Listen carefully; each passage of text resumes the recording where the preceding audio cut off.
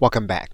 We are now going to add the Zapier plugin. So we're at the Add Plugins screen, and we're going to search for Zapier. And you're going to see a Zapier for WordPress plugin. It's going to be by Zapier. We're going to click Install Now. We're then going to activate the plugin. So we're now going to come back to Zapier. We're going to go to our WordPress account. We're going to connect a new account. And we're going to rewrite the information here in this area. And our site is now connected to Zapier. So we can now move forward and click Continue. What we can do now is we can test the trigger within Zapier. We can then continue with the trigger.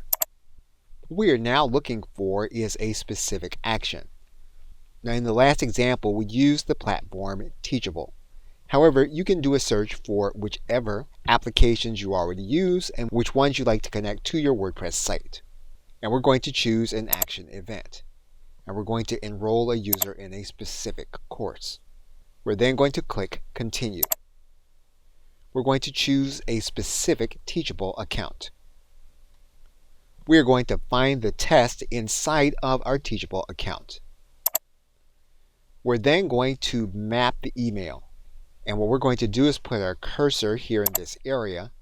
You're going to see the email from the WordPress site.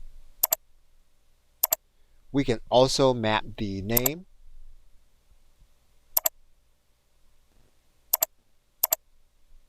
What we can now do is then click Continue.